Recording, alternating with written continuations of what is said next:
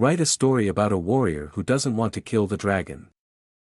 All thoughts, of treasure and fame and glory, of heroics, of wenches lining up as far as the eye could see, of bards and minstrels fighting to sing the better song, of a princess and maybe one day a kingdom, and maybe even one day a couple of wee lads and lasses of his own, vanished from Marcus's mind, because the damned dragon took flight. The sudden rush of air stole his breath and his scream, and even the roar of the vile beast was drowned in the noise. All thoughts were gone, and his hands acted instinctively. One held on to his dagger, clutching it just to clutch something, and the other grabbed a spine or spike or whatever the horrid juts of bone were that ran down the monster's back. And Marcus hung on and wailed as the dragon took them higher. It had seemed like such a good plan at the time. Sneak up on it while it was sleeping. Jump on its back to keep it from flying. Give it a good handful of stabbings while it was disoriented, and beat the others to the prize. Turned out the dragon wasn't much of a sleeper. It heard the others, and in a flash incinerated Adrian and Leofric, and smashed Jonas into the cave wall with its tail, shattering him like a porcelain doll. And disorientation? No. Fury, maybe. It leapt into the air as soon as Marcus fell on it. They burst out of the cave mouth and into the dizzying blue of the day. Far below him, and far below is never where the ground should be, Marcus saw the world's tiniest forests blur by. The roaring Halsanar River was reduced to no more than a shimmering trickle, and in the distance he could even spot a gray and red smear, which with horror, he realized was walls and shingles, the town of Yaroport. It had taken them 4 days trekking across the wilds to get from there to the mountain. How could it be so close? How could it be so small? The dragon banked and Marcus screamed anew, his stomach lurching. All thoughts of killing the dragon tumbled out of his mind, because at this height, he'd never stop falling. The beast stopped flapping and sailed on the wind. It craned its neck and its cold yellow eyes narrowed when they spotted Marcus. The thick green scales that passed for its lips parted, revealing teeth the size of arms, and when it opened its maw, Marcus could see an orange brightness at the back of its throat, growing in size and intensity. He saw the end of the world. Not knowing what else to do, he screamed and raised his dagger high, and the beast must have recognized it for what it was, a jagged foot-long blade, carved from petrified giant bone. Anathema to dragonkind. Wormbane, for just a second its eyes widened, and then it folded up its wings and fell like a rock. Marcus nearly fell off, his death grip on the back spike slipping. All thoughts were gone, only panic remained. He stabbed down, trying to get any purchase whatsoever, and by some grace of the gods managed to wedge his blade under a scale. Almost at once, the beast unfurled its wings again, and they came to a trembling glide. Remove it. The dragon bellowed over its shoulder, no. The blade was wedged pretty well under the dull green scale, making an excellent hold for his hand. And it was leverage. It rested against the beast's flesh, and if he twisted just right, he could pierce the skin, and the wormbane would do the rest, death within seconds. Remove it now, mortal. No. Did dragons even speak? Was this actually happening, or had his mind become undone? His hands were starting to hurt from all the gripping, and if he wasn't careful, he might accidentally kill them both.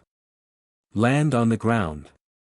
The dragon's whole body shook with great thrumming convulsions, and it emitted a horrid set of booming hisses. It took Marcus a moment to realize it was laughing. Remove the blade and throw it away, the dragon said, and I will land you safely on the ground. Marcus let loose a falsetto squeak, a laugh of his own. Oh right? Shall I take your word for it? Ha! I've heard of the famous honor of dragons. Oh, of course dragons must talk, otherwise that wouldn't be an expression. The beast rumbled again, this time less jovially. Do not presume to besmirch my kind, mortal. Besmirch? Marcus wondered. I am not the one who tried to sneak up on you and your unhatched young, it continued, with murderous intent. Oh yeah. Well, you did swoop down on Fellingsbrook and burn it to ashes. And then Vendelbridge and Carmiery too, destroying everything and eating everyone. The dragon snorted. What I do is no different from how your kind herd sheep and cows. Herd. We care for our livestock. We protect them from wolves. Eating them is a matter of necessity. Indeed, the dragon rumbled. Who do you think put the gold seams into the earth, where you can find them? Who do you think keeps the elves at bay, so they don't steal your sucklings in the night? Marcus frowned. Nice try. Elves aren't real, they're just fairy tales. Everyone knows that. Again, the beast grunted. You're welcome. Marcus felt his skin crawl. They were fairy tales, weren't they? This was probably just a trick. When he glanced behind him he was startled to see how small the mountain looked, no more than a distant pile of gravied potatoes. And if it was small, it must have been far too. He could no longer see Yaroport, though there were other settlements. But from this vantage, nothing made sense and he couldn't place things. How could a beast travel this quickly? Truly, flying would be marvelous if it wasn't so stomach-turning. I'm sure you'll agree, the dragon continued after a time, about the necessity of eating. Fine. Maybe. You could eat bears or deer or other forest things. You could leave us out of it. I could. But tell me, would you content yourself, eating nothing but onions and leeks? Marcus scowled, unsure how to answer. I see we're not so different after all, the dragon said. Maybe I've misjudged your kind. Come, let us have peace. Throw your blade away, and I will land us, and then we shall feast on deer and tell stories. Yes, excellent. Land, and then I'll throw my blade away. The dragon grunted. Throw it away now and stop trying my patience, mortal. It's the only thing keeping me alive. I'm the only thing keeping you alive. Oh please. We both know I wield the power here. Now, this has gone on long enough, land at once. Or else. Or else what? I'll stab you. You might as well stab yourself, in that case. I'm serious. Marcus wiggled the blade, I'm waiting. They glided on in silence for another handful of miles, neither moving save for the odd wing twitch or finger spasm. Then we are at an impasse, the dragon concluded. Marcus fidgeted, trying his best to stretch, to keep his muscles from cramping. As soon as he stopped actively thinking about this, his whole body started tensing again. He knew he couldn't afford that. He needed a distraction, time to think. Nalcrothoraxis, he said. That's your name, isn't it? What? That's what the king's wizard said. Or do dragons not have names? What a stupid question. Of course we have names. But human wizards are foolish dabblers and frauds. They shouldn't be trusted. Nalcosi what? It shook its head, rumbling more laughter. What marvelous idiocy. Well then what is your name? Adele. Adele. Yes. That's. You do not approve. It is an ancient, traditional draconic name. It means one who gracefully sails upon the whispers of gods. I just didn't expect. Actually, my sister is named Adele. Then she is blessed, to bear a name of such honorable heritage. Marcus pondered that. Never had he given much thought to names before. Unfortunately, and ironically, Adele continued, her bearing the name tarnishes that very honor. Hey! My sister doesn't tarnish anything. It figures, Adele said. Humans are incorrigible thieves. Of course they would even steal our names. I'm not a thief. Indeed. You only invaded my home, to what? Chat. Snuffle for truffles. Shut up. The perfect response, for when there was no other, they continued drifting through the sky for a while, neither talking. Marcus spent his time plotting a way out of this, and he had no doubt Adele was doing the same, and frequently found his mind wandering. How far had they traveled was a recurring thought. The dragon was fast and showed no signs of slowing. But surely she would have to rest at some point, right? Even the best horses needed water. What's your name, thief? I'm not a thief. He scowled. It's Marcus. Adele rumbled more hoarse laughter. Marcus. Of course. What? What's wrong with that? That's one of ours, too. It means one whose wisdom calms storm and sea. Well, what does that mean? It means that the bearer of the name is wise, and can negotiate peace between even the most bitter of foes. There was something pensive in her tone. He is one who finds balance, one who resolves disputes. Tell me, Marcus, are you a diplomat among your kind? No. Not much of anything, among his own kind. Born too common for honor, too poor for opportunity. Violence for hire, though he'd like to call it heroism. But he'd failed at dragon slaying, hadn't he?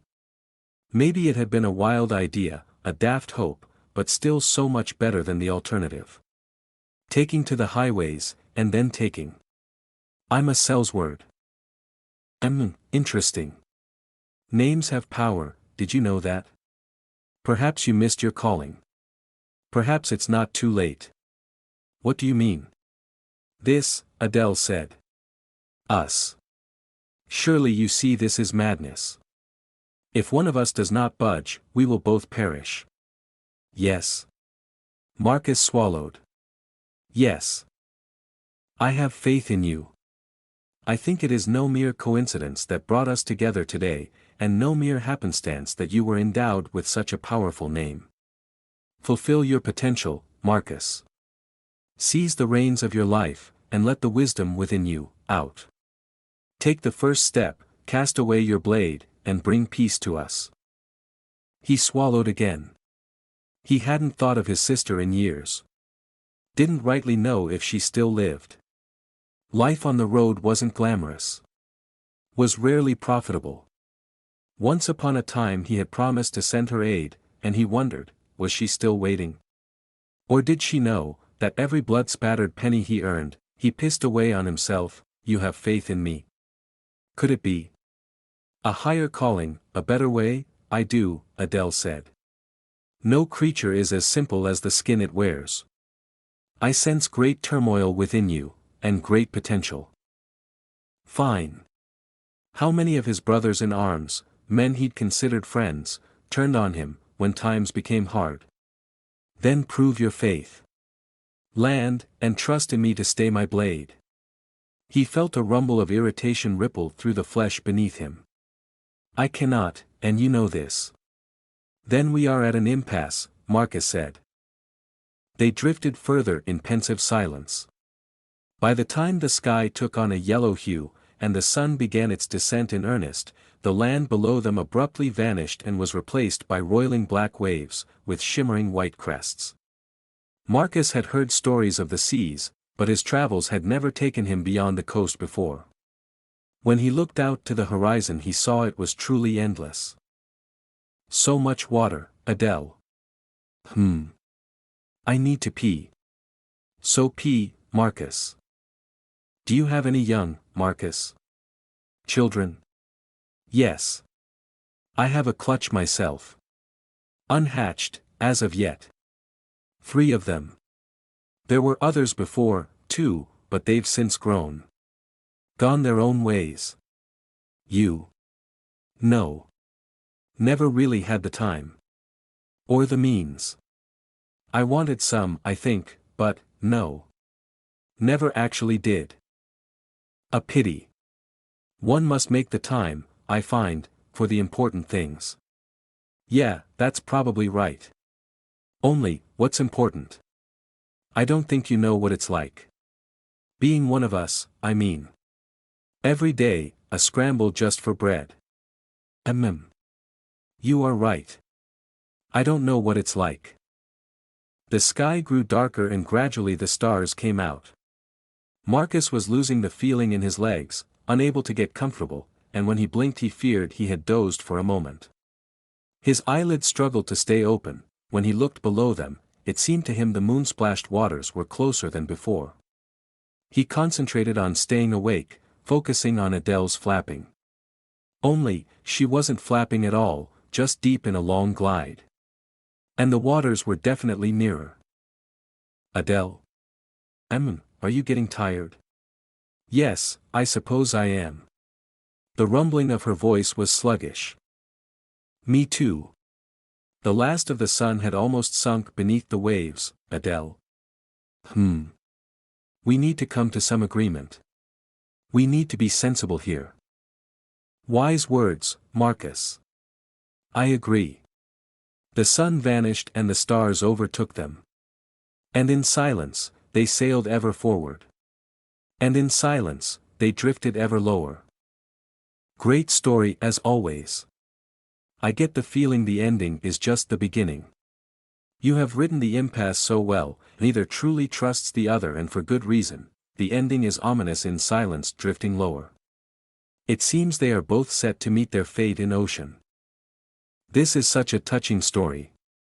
There is such a gentle sweetness to it. I really love this.